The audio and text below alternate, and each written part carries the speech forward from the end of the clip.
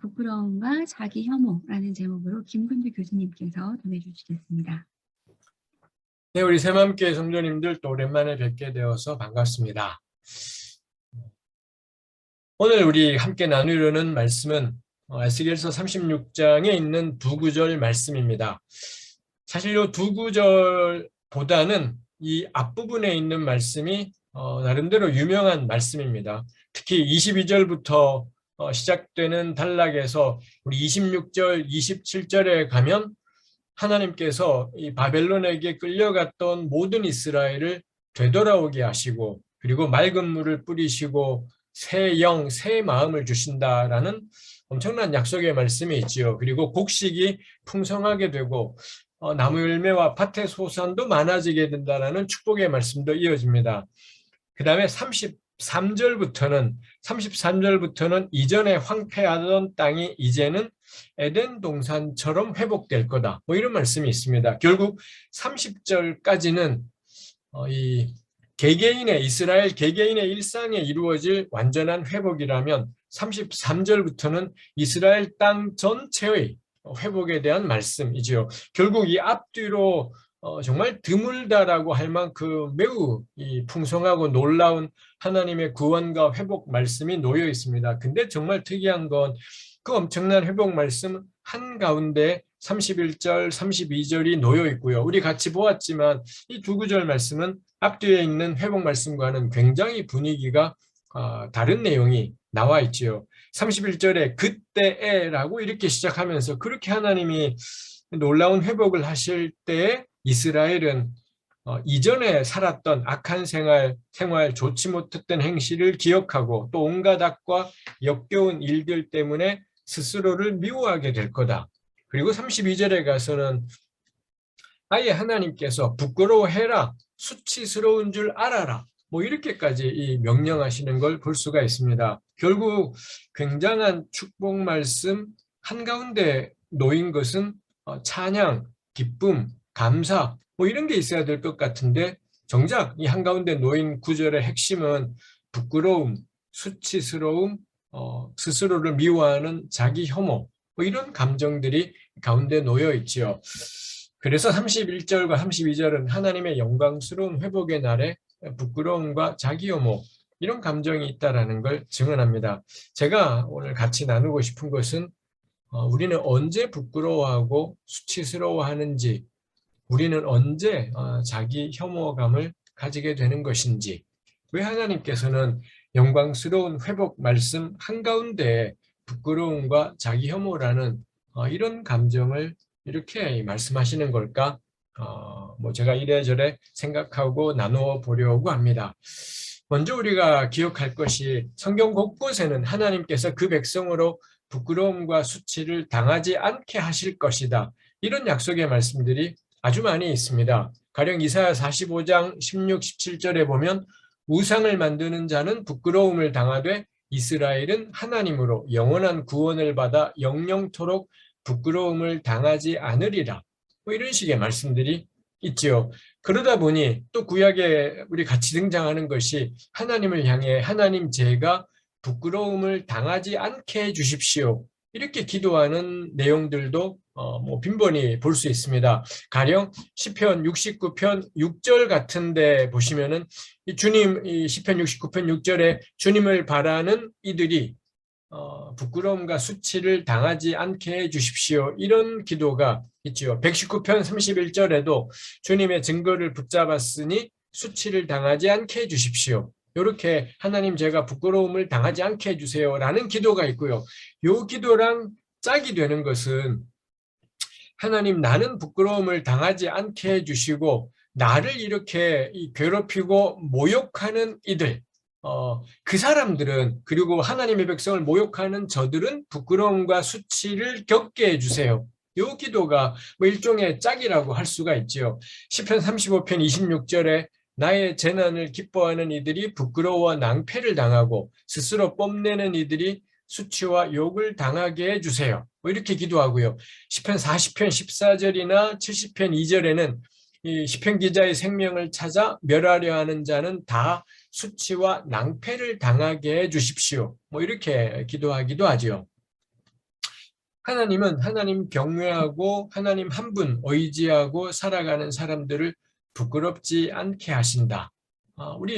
제가 방금 쭈루룩 이야기했던 성경의 이런저런 구절들이 명확하게 우리에게 말씀하십니다. 이렇게 하나님 한 분 경외하고 의지하는 사람들, 이 사람들의 삶이 꽤나 누추하고 힘겹기도 해서, 그래서 사람들은 이 비웃고 조롱하고 밟으려고 하지요. 때로는 내가 알아서 때 되면 도와줄 테니까 말썽 피우지 말고 가만히 있어라. 정말 도와주는 것이 뭐 대단한 시혜인 것처럼 이것도 역시 조롱이고 비웃음이기도 할 겁니다. 그리고 그런 사람들은 대체로 무언가를 이룬 사람들이죠. 자신들의 성취에 견주어서 그렇지 못한 이들을 평가하고 판단하고, 결국에는 뭔가 능력에 문제가 있는 것처럼, 실력에 문제가 있는 것처럼, 가끔은 삶의 태도와 자세가 문제가 있다, 뭐 이런 식의 평가를 내뱉기도 하죠. 제가 놀라게 되는 것은, 근데 이런 소리를 듣고 모욕을 겪는 구약의 신앙인들은 이런 경우에 어떻게 하느냐? 하나님 앞에 나아가서 하나님이 자신들을 부끄럽지 않게 하실 것이다, 이거 신뢰하더라라는 것입니다. 사람들이 그렇게 평가하고 판단하고 조롱한다고 해서 그런 말을 듣고서는 자기를 낮추어 버리고 자기를 하찮게 여기고 자기 삶이 실패한 사람인 것처럼 그렇게 규정하지 않고, 도리어 구약의 신앙인들은 하나님, 저 자식들 개쪽을 당하게 해주세요. 저 인간들이 부끄러움과 수치를 당하게 해주세요. 이렇게 하나님께 기도하더라라는 것입니다. 제가 느끼게 되는 게, 이분들 진짜 인간의 존엄함을, 스스로의 존엄함을 어떤 경우에라도 잃지 않는구나. 그 존엄함과 존귀함을 어떤 순간에라도 이 당당히 간직한 하나님의 사람이구나 싶은 것입니다. 뭐 이런 구절들을 볼 때마다 늘 돌아보게 되는 거죠. 사람들이 뭐라고 평가를 하든 어떤 말로 우리를 모욕하건 이 하나님께 아뢰면서, 하나님, 제가 수치를 당하지 않게 해주세요. 그리고 나를 이렇게 모욕하고 짓밟는 사람들, 저 사람들이 부끄러움을 당하게 해주세요. 저 사람들이 낭패를 당하게 해주세요. 전그 우리가 하나님 앞에 기도할 일이겠다 싶습니다. 그렇게 기도하면 저 인간들 낭패를 당할까요? 하나님, 저는 쪽팔리지 않게 해주시고 저 인간들은, 저 새끼들은 개박살나게 해주세요. 이렇게 기도하면 정말로 하나님이 그 기도를 들어주셔서 저 인간들 개박살나게 해주실까요? 아무 상관없습니다. 개박살나게 하시든 말든 하나님이 알아서 하실 일인 거고요. 이런 기도가 의미하는 건 뭔가요? 절대 너 쪼그라들지 마라. 절대 위축되지 마라. 하나님, 저는 수치스럽지 않게 해주시고 쟤들 박살내 주세요. 이 기도할 때마다 남들이 박살나냐 안 나냐, 그건 하나님이 하실 일입니다. 하나도 신경 쓸 일이지 않습니다. 중요한 건 뭔가요? 내가 과소평가하지 말자는 것, 나 스스로를 내가 실패자로 절대 규정하지 말자라는 것, 남들은 나를 모욕해도 나는 나를 모욕하지 않아야 된다는 것, 그거 우리가 하나님께 기도할 때마다 생각하는 것이지요. 때로 우리 능력 부족해요. 때로 남들보다 실력도 부족해요. 그렇지만 그게 모욕이 당연한 이유가 될 수는 없는 것일 겁니다. 저는 늘 그런 생각이 듭니다. 아주 많은 경우에, 거의 대부분의 사람의 경우에 능력이니 실력이니 선물입니다.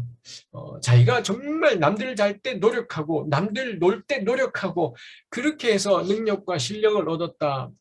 전 잘 모르겠다. 전 세월이 가면 갈수록 잘 모르겠다 싶어요. 어쩌면은 남들 잘 때 열심히 노력하는 것조차도 선물인 사람들이 적지 않다. 그것도 역시 은혜로 받은 거다 싶은 생각들이 들 때가 많이 있습니다.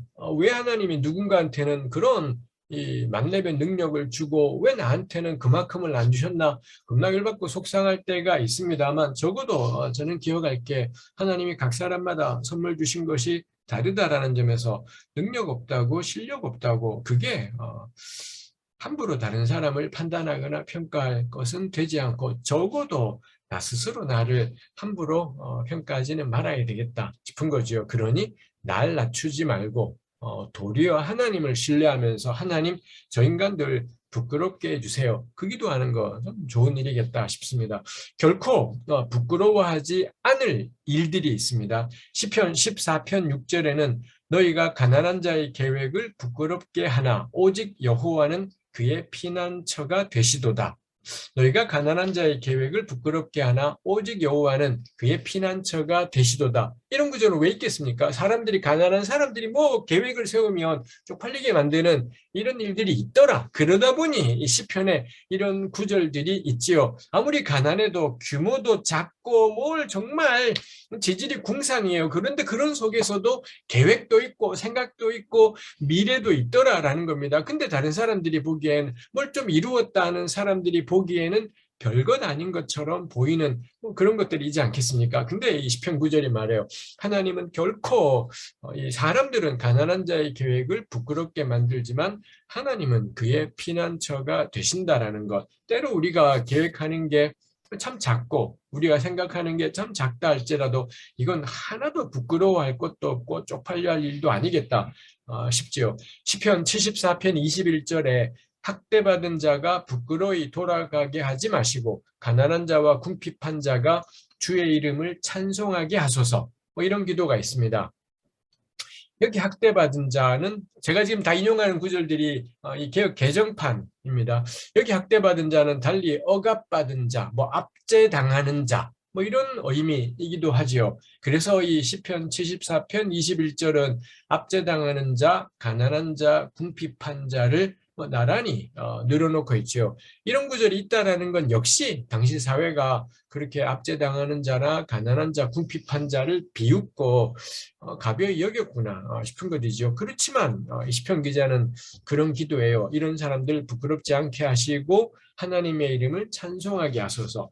가난이니 궁핍이니 이런 거 하나도 쪽팔린 일 아니다라는 겁니다.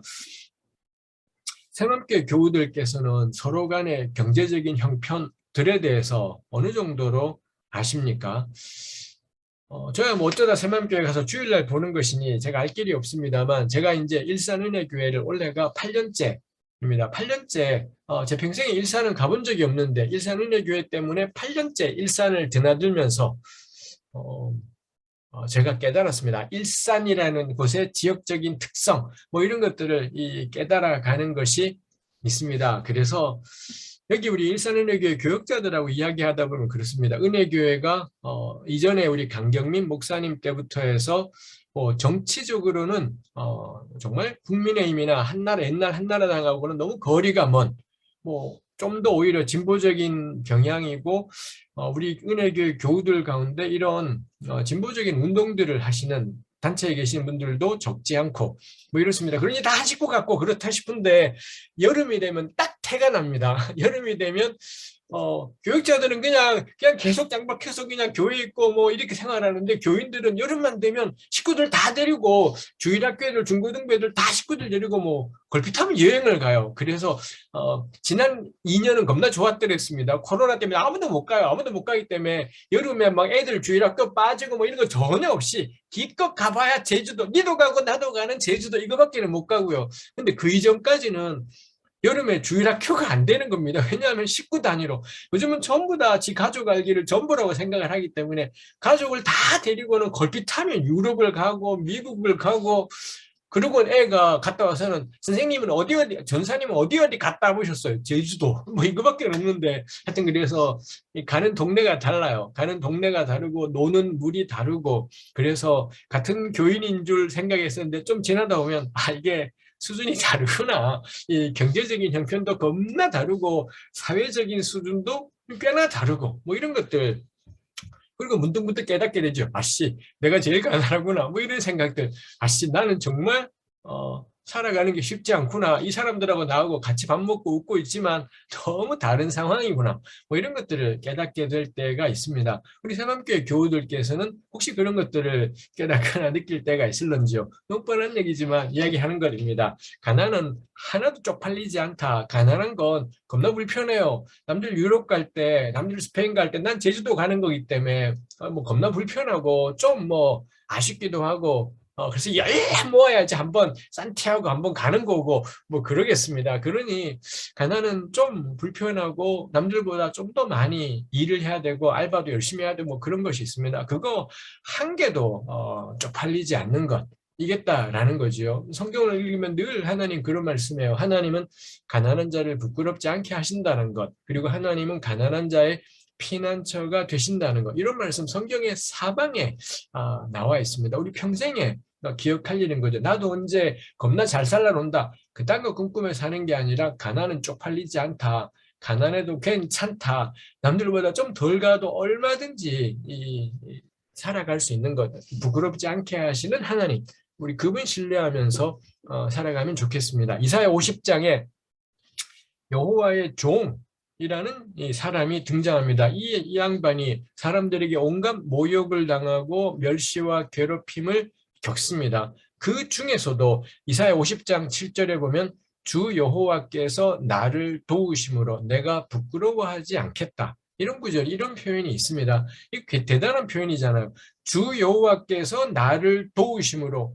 그러면 쪽팔린 일이 안 당해야지. 주 여호와께서 나를 도우시면 모욕적인 상황이 안 생겨야지. 가난이 안 생겨야지. 뭐 이렇게 돼야 되는데 이사야 50장 7절은 여호와께서 나를 도우심으로 내가 부끄러워하지 않겠다. 그래서 사람들이 침을 뱉어도 수염을 땡겨도 매를 때려도 나 하나도 부끄럽지 않다. 뭐 이렇게 이 이사야서의 50장에 나오는 여호와의 종이 노래하더라 라는 것입니다. 하나님의 도우심을 힘입게 되자 이 종이 선언해, 나 이제 더 이상 쪽팔려 하지 않겠습니다. 내가 살아가는 이 모습에 대해서 부끄러워하지 않고 쪽팔려 하지 않겠습니다. 스스로를 과소평가하지 않고 한심하게 생각하지 않고 살아가겠다. 하나도 쪽팔리지 않다. 뭐 이렇게 선언하지요. 이런 말씀들이 있는가 하면 부끄러워해야 한다라는 표현도 있습니다. 에스라 9장 6절에 에스라는 이 바벨론에서 돌아온 귀양 공동체 안에서 저질러지는 죄악상, 이걸 듣고서는 하나님께 에스라 9장 6절에서 기도해요. 나의 하나님이여, 내가 부끄러워 낯이 뜨거워서 감히 나의 하나님을 향하여 얼굴을 들지 못하오니, 뭐 이런 말로 기도를 시작하지요. 백성들은 죄를 저지르고 부끄러움은 에스라의 몫이 되고, 뭐 이런 것이겠습니다. 예레미야 6장 15절, 8장 12절은 거의 똑같은 구절입니다. 이스라엘이 가증한 일을 저지르고도 조금도 부끄러워하지 않았고 얼굴을 붉히지도 않았다. 이렇게 하나님이 예레미야를 통해 고발하시는 말씀이 있습니다. 특히 예레미야 3장 3절에는 부끄러움을 모르는 이스라엘을 두고 너가 창녀의 낯을 가졌으므로 수치를 알지 못하느니라. 뭐 이렇게까지 표현해요. 개정이 수치를 알지 못한다, 이렇게 너무 밋밋하게 번역해 버렸지만 그 부분 직역하면 수치스러워하기를 거절하였다. 거절하다라는 동사가 분명히 있는데도 개혁개정은 너무 밋밋하게 수치를 알지 못했다, 수치를 알지 못한 게 아니라 수치스러워하기를 거절했다라고 이게 아는 거죠. 요거 문제되는 상황이라는 걸 이스라엘도 아는 겁니다. 근데 그거 나 부끄러워하지 않겠어 하고 거절해버리는 뭐 이런 맥락인 겁니다. 이런 흐름 속에 오늘 우리 다루려는 에스겔 본문도 있습니다. 우리 31절, 32절을 읽었습니다. 근데 그 앞에 제가 말씀드렸지만 22절부터 그리고 크게는 24절부터 가면은 회복 말씀들이 잔뜩 등장하게 되는 것이 있습니다. 그 가운데 26절과 27절이 있습니다. 우리 각자 성경을 펴고 계시다면 한번 보십시오. 26절에 너희에게 새로운 마음을 주고 너희 속에 새로운 영을 넣어주며 너희 몸에서 돌같이 굳은 마음을 없애고 살갗처럼 부드러운 마음을 주며 너희 속에 내 영을 두어 너희가 나의 모든 율례대로 행동하게 하겠다. 그러면 너희가 내 모든 규례를 지키고 실천할 것이다. 하나님이 어떻게 하느냐?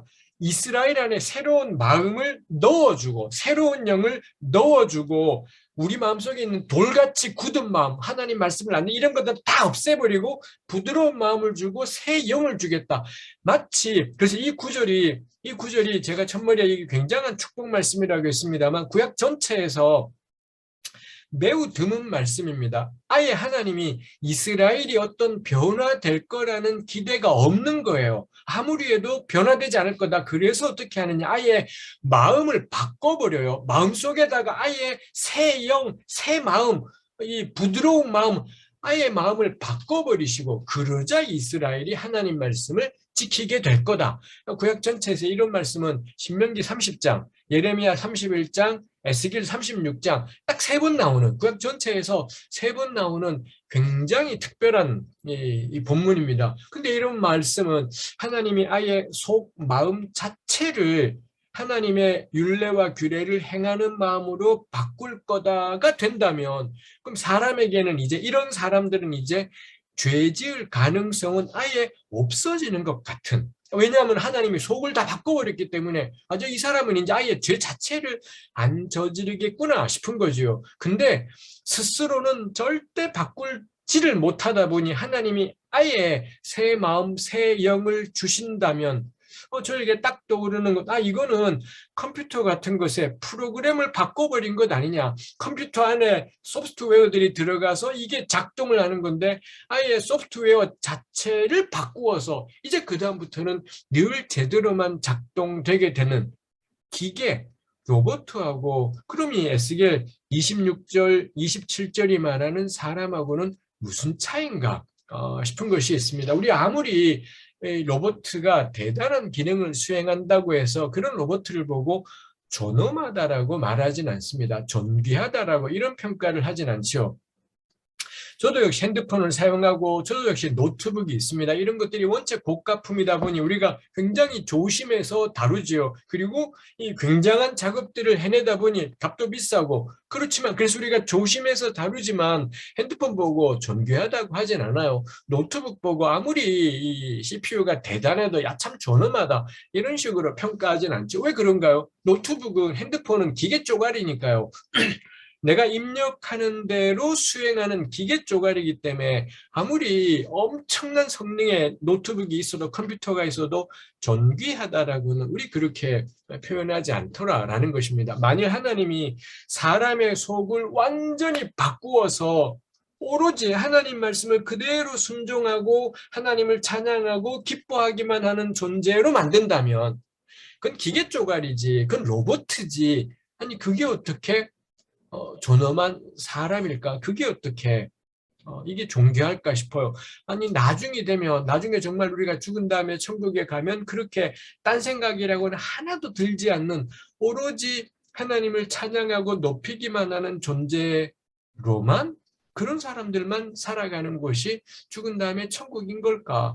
그럼 그게 로봇들을 아예 프로그램을 그렇게 제가 이쪽 전혀 모르기 때문에 뭐 그럴 수 있지 않을까 싶어요. 그냥 버튼만 누르면 하나님을 찬양하는 로봇, 버튼만 누르면 이 움직여서 어려운 일에 처한 사람을 도와주는 이런 일들을 하는 로봇, 아니 그런 걸 만들지 사람이 왜 필요할까? 사람도 그러면은, 인간도 이런 식의 세상을 만들어낼 수도 있지 않을까 싶은 생각을 하게 되기도 합니다. 그래서 여기서 주목하게 되는 게 32절 첫머리에 내가 이렇게 하는 것은 너희 때문이 아니라는 것을 너희가 알아야 된다. 이게 있지 않습니까? 근데 제가 앞뒤를 이리저리 보다 보니 22절 말씀, 22절에서도 하나님이 뭐라 앞부분에 하시더니 22절 중간에 내가 이렇게 하려고 하는 까닭은 너희를 생각해서가 아니라 너희가 여러 나라에 흩어져서 가는 곳마다 더럽혀 놓은 내 거룩한 이름을 회복시키려고 해서다. 이 22절하고 32절에 똑같이 이 세 번역이 약간 번역을 약간 바꾸었지만 히브리말로 똑같은 겁니다. 내가 이렇게 하는 까닭이 뭐냐? 절대 너네 때문이 아니라고. 너네 때문이 절대 아니라 너희가 더럽힌 나의 이름 때문이다. 이런 내용들이 있더라라는 것입니다. 그래서 22절에도 이 표현이 있고 32절에도 있는 건 강조하고 의도하는 것이 있는 거지 않겠습니까? 결국 이 두 개의 표현은 22절과 32절을 하나로 묶어주고 있구나. 요 22에 32를 묶어주고 처음과 끝에 똑같은 표현을 딱 써준 거죠. 결국 처음과 끝에는 내가 이렇게 하는 건 절대 너네 때문이 아니야. 이게 있더라라는 것입니다. 결국 이런 대응에 따르면 하나님이 베푸시는 회복은 이스라엘 편에서의 어떤 괜찮은 것들, 뭐 이런 것들 때문이 아니라 전적으로 하나님의 이름 때문이라는 겁니다. 이렇게 이걸 생각할 때 이 31절, 32절에 이 꽤나 우리가 처음에 읽었던 꽤나 냉정하고 정신 차리게 하는 말씀이 여기에 있는 것도 저 21절과 32절에 나오는 대응되는 표현을 생각하자 저한테는 납득이 되었더랬습니다. 하나님 결국 이스라엘을 회복하실 거잖아요. 근데 내가 이렇게 하는 건 너네 때문이 아니야. 이런 말씀은 왜 굳이 하시는 걸까 싶은 것입니다. 이런 말씀 22절과 32절의 요 틀은 왜 잡아두었냐? 목표가 뭐냐? 결국 하나님 회복할 거예요. 마음을 다 바꿀 겁니다. 근데 왜 이런 말씀을 하느냐? 요거 31절, 32절 때문에요. 너네 쪽팔리게 만들려고. 너네가 쪽팔리게 만들려고란 말은 좀 틀리고 너네가 스스로 부끄러워하라고. 하나님이 우리는 이렇게 줄기차게 죄를 범하고 하나님을 떠나고 끝까지 거역했지만 이제는 하나님이 우리의 아예 속을 완전히 바꾸어서라도 우리를 회복하시고 풍성하게 하신다네. 이 말씀은 그래서 이제는 우리가 자동적으로 선을 행하는 존재가 될 거야. 이런 데 초점이 있지 않습니다. 하나님이 이렇게까지 하신다라는 것을 듣고 나자 그러자 이스라엘이 너무 자연스러운 반응이 뭔가요? 진짜 쪽팔린다. 얼마나 우리가 안 듣고 안 들었으면 이제는 하나님이 아예 우리의 마음을 아예 바꾸시기까지 한다네. 그때서라도 이스라엘이 진짜 우리가 인간이냐, 이게 우리가 인간이냐, 짐승이냐 싶은 생각이 들지 않겠습니까? 그래서는 우리가 이스라엘이 이제까지 살아왔던 삶들을 되돌아보고 저질렀던 짓들을 되돌아보며 진짜 부끄럽다. 우리 낯을 들 수가 없겠구나라는 거죠. 결국 전적으로 하나님이 행하실 찬란한 미래에 대한 약속 한가운데 하나님이 정말 부탁하며 촉구하는 건 뭔가요? 부끄러워할 줄 아는 것, 부끄러워하는 것, 그 쪽팔린 삶을 살아온 우리 스스로를 역겨워하는 것, 그리고 한 걸음 더 나가서 스스로를 미워하는 것, 이더라라는 것입니다. 그래서 저는 요 표현이 그 날이 되면 자동적으로 선만 행하는 사람이 될 거야에 초점이 있다는 생각이 이제는 그건 일면적으로만 표면적으로만 본 거다 싶은 것입니다. 오히려 정말 하나님이 대단한 변화와 은혜의 역사를 우리 가운데 행하실 겁니다. 하나님이 찾으시는 건 뭔가요? 스스로를 부끄러워할 줄 아는 사람이 되는 것. 이게 또라이죠. 여기 너희 자신을 미워하게 될 거다. 이런 표현. 그래서 지난 과거를 생각하며 부끄러워하게 되고 스스로를 미워하고 역겨워할 거다. 에스겔서에 나오는 굉장히 에스겔 특유의 표현입니다. 이사야, 예레미야, 아모스, 호세아 이런 데는 나타나지 않지만 에스겔서에서는 굉장히 여러 번에 걸쳐서 지난 행실을 기억하고 부끄러워할 거다라는 말씀이 꽤 많이 나오는 것을 볼 수가 있습니다. 우리 보통 에스겔이나 이사야 같은 이런 예언자들의 말씀이 적힌 책을 예언서라고 부르지 않습니까? 예언서란 책은 왜 생겼을까 할 때 얼핏 생각하면 너네 인생 그따위로 살지 마! 이거 하라고 이런 말씀이 있을 것 같지만 원래 예언자들은 그렇게 존재했을 수 있지만 우리가 가지고 있는 이사야서, 예레미야서, 에스겔서, 아모스서 이런 책들, 이 책들이 하는 역할은 너네 인생 그따위로 살지 마. 이지 않습니다. 이 책들이 존재하는 까닭은 회개를 촉구하려고 쓰여진 것이 아니라, 책이 된 것이 아니라 너네가 그따위로 살았기 때문에 지금 이렇게 참혹한 현실 가운데 있다. 그러니 지난 과거의 그 참혹한 잘못들을 이제라도 인정하고 하나님께로 요건 겁니다. 너네 이렇게 살다간 죽을 거야를 말하려고 쓰여진 책이 아니라 너네 곧다우로 살다가 죽었어. 그러니 이제라도 과거의 어리석은 삶을 인정하고 고백하고 이제 우리 새로운 삶으로 나아가자. 그래서 예언서의 목적은 부끄러운 과거를 직면하게 하는 것, 인정하게 하는 것, 그 다음에 앞으로 한 걸음 나가도록 초대하는 것이라는 겁니다. 근데 문제는 뭔가요?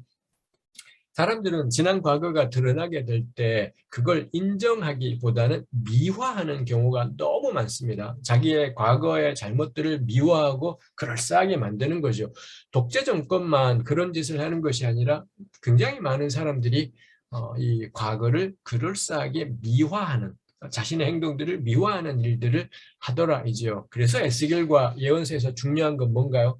회개보다는 과거를 제대로 인식하고 반성하는 것, 이겠다 싶습니다. 이걸 강조하느라 특히 31절에는 너희 자신을 미워한다. 제가 자기 혐오라고 간결하게 표현하는 이런 말, 요것도 역시 에스겔서에만 나오는 딱 3번 나오는 그런 표현이기도 합니다. 그래서 에스겔서의 자기 혐오는 이 하나님의 회복 앞에서 지금까지도 살아있는 자신을 보면서 자신이 이제까지 저질렀던 이 어리석은 삶들을 인정하고 고백하는 것이죠. 그래서 에스겔의 자기 혐오는 하나님을 거역하고 못되고 가증한 짓을 저지른 자신에 대한 합당하면서도 복된 감정이구나 싶은 것이 있습니다. 아무리 하나님이 미래를 다 변화시킨다 할지라도 이스라엘이 부끄러움을 모른다면 정말 말 그대로 로봇으로 만들지 않는 한 회복은 헛것이 될 것, 이겠다 싶습니다. 그래서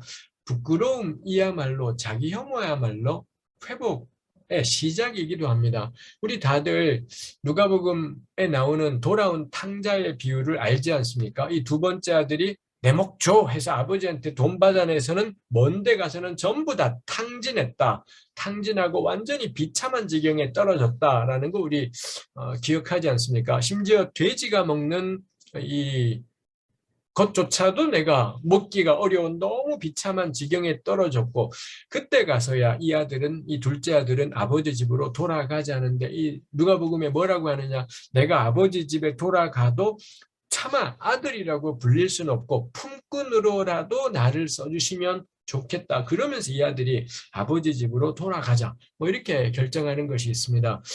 이 탕자의 비유는 늘 볼 때마다 다른 것들을 생각하게 하지만 오늘 에스겔 본문과 연관해서 저에게는 그런 생각이 들었습니다. 이 아들이 내가 아버지 집에 품꾼으로라도 가야 되겠다. 이렇게 마음먹지 않습니까? 좀 그 생각, 어떤 사람들은 이 아버지의 사랑이 얼마나 큰지를 이 아들이 모르고 있어서 아버지는 사실 품고는커녕 저기 이 아들이 돌아오는 순간 막 엄청나게 환대하고 맞아들이지 않습니까? 그래서 이 둘째 아들은 아버지의 그 인자와 사랑을 잘 모른다. 이렇게 풀이하시기도 하지만 그럴 수도 있겠다 싶지만 저는 에스겔과 연관해서는 그 생각이 들었습니다.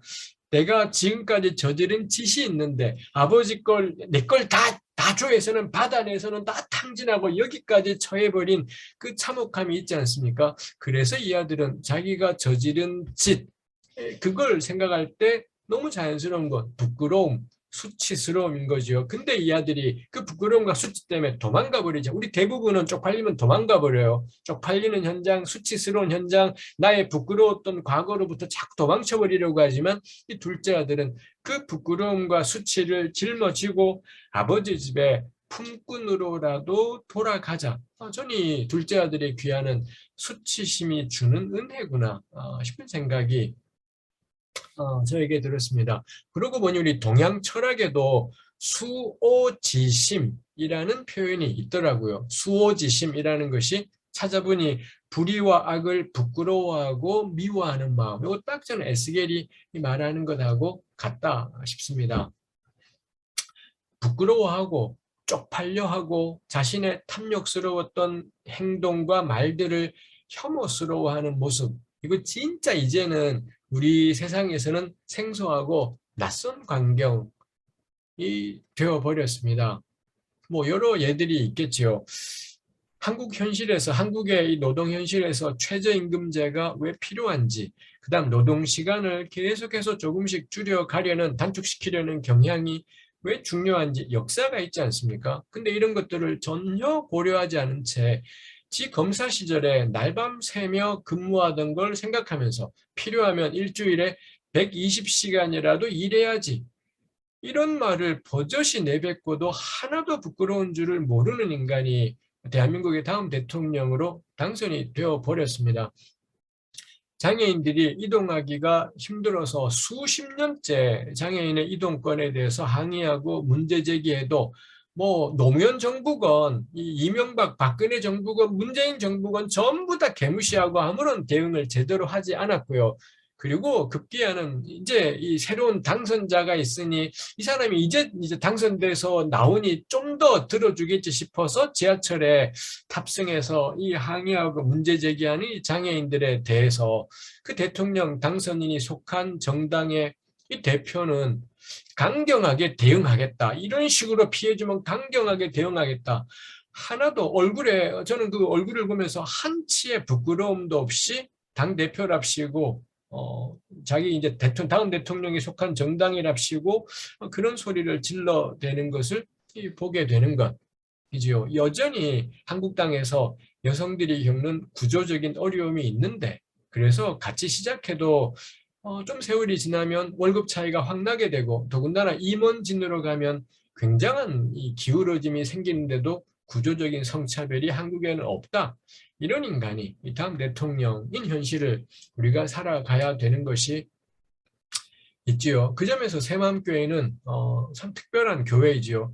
여성이 담임 목사님으로 존재하는, 제가 30년 예수를 믿고 살면서 거의 본 적이 없는 상황입니다. 교회 여성 교역자의 수는 언제나 남성 교역자들의 수보다는 적고, 좀 지나면 월급도 차이가 나게 되는 경우도 적지 않고, 그 다음에 여성이 담임 목사가 되는 경우는 정말로 드물기 짝이 없는 이런 현실, 뭐 교계뿐이겠습니까? 사회 전반에 이런 현실이 있는데도 마치 대한민국에 성차별이 없는 것처럼 이야기하는 이 사람들이 있더라라는 거죠. 그런 대통령 당선자가 있습니다. 이런데도 불구하고 이번 대선에서 서울 지역과 경기 지역에 놀랍지요. 아파트 값이 비싼 동네일수록, 강남이건 목동이건 상계동이건 용산이건 일산이건 간에 아파트 값이 비싼 동네일수록 윤석열 지지표가 압도적으로 높게 나오는, 강남의 어떤 동은 80% 가까이의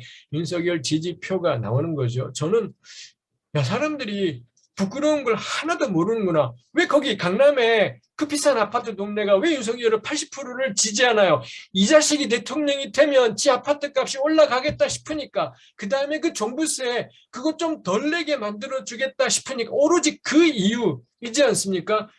이렇게 탐욕이 노골적으로 드러나는데, 이렇게 욕심이 노골적으로 노출이 되는데도 사람들은 부끄러워하지 않습니다. 이 이야기가 다 신문마다 다 보도가 되는데도 이 사람들은 하나도 부끄러워하지 않는 뭐 이런 것이지요. 이 부끄러워할 줄 모르는 건 늘 우리 한일 관계의 근본적인 상황이다 싶어요. 한일 관계의 핵심은 보상이나 배상만이 아닙니다. 적어도 과거에 대해서 정말로 잘못했다라고 인정하는 것, 이웃 국가였으면서 힘에 기반해서 이웃 나라를 짓밟고 유린했던 것, 수많은 착취들을 하고 이 괴롭힘, 이거에 대해서 인정하는 게 우리 잘못했다. 우리 잘못했다. 그거 우리 틀렸었다. 인정하는 것이 가장 첫 번째일 겁니다. 근데 끊임없이 일본은 아직까지도, 지금까지도 뭐 심심치 않게 일체 과거에 돈을 줄 생각들은 하고 있는 사람들이 잘못을 인정할 생각은 도무지 하고 있지 않다. 이거죠. 부끄러운 줄을 모르는 나라가 저는 우리 바로 곁에 있고, 그러나는 한일 관계는 해결될 수가 없는 일이겠다 싶어. 이게 뭐 일본뿐이겠습니까? 한국 사회 안에서도 친일에 대한 논의가 정리가 안 되지 않습니까? 누가 감히 친일을 비방하겠습니까? 제가 만약 일제시대 때 있었더라면 단번에 친일하고 아마 더 극심하게 친일했을 겁니다. 누구도 친일을 비방할 수 없어요. 지금 우리가 요구하는 건 뭔가요? 쪽팔린 줄은 알자입니다. 우리 그때 먹고 사는 게 버거워서, 그리고 목숨이 두려워서 우리 친일했다. 그거 우리 잘못했다. 미안하다. 부끄럽다. 틀린 걸 인정하고 쪽팔린 걸 인정하고, 그게 저는 친일 문제를 정리하는 가장 기본적인 일일 것 같습니다. 그런데 그 잘못을 인정하기는커녕, 부끄러운 줄 알기는커녕 도리어 오래전의 일을 왜 자꾸 끄집어내냐, 당신들은 별것 있느냐, 오히려 자신들이야말로 조선을 지켜냈다라고 소리소리 질러대는 언론이 지금도 대한민국에서 발행부수가 제일 높은 이런 언론이 여전히 존재하고 있다는 것, 한국 사회는 부끄러운 줄을 모르는구나. 그럼 명확합니다. 에스겔은 부끄러워할 줄 아는 게 회복의 시작이래요. 그럼 뭔가요?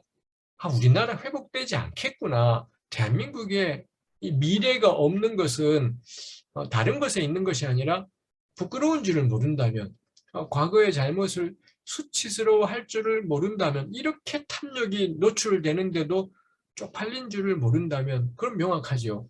절대 한국은 회복되지 않는다. 한국 사회는 좋아지지 않을 거다라는 건 이건 좀 성경에 따르면 명약관한 일이겠다 싶은 것입니다. 이런 일은 예수님을 믿는다는, 믿음으로 거듭났다는 교회에서도 거의 차이 없습니다. 예수 믿는 사람들이 수치스러움을 아는 사람이 얼마나 있을까? 자기 혐오, 쪽팔려함, 이거 정말 낯선 일이다 싶습니다. 교회가 참 선하고 좋은 일을 할 때도 꽤 있지만 자주 교회 안에서 불의한 일들이 저질러지고, 근데 교회의 차이는 저거예요. 그걸 정당화시켜요. 부끄러워할 줄 모를 뿐 아니라 성경 가지고 정당화하지요. 자기 새끼한테 교회 줘버리는 세습이야 뭐 말할 것도 없고, 온갖 별의별 부끄러운 일들이 교회 안에 가득해요.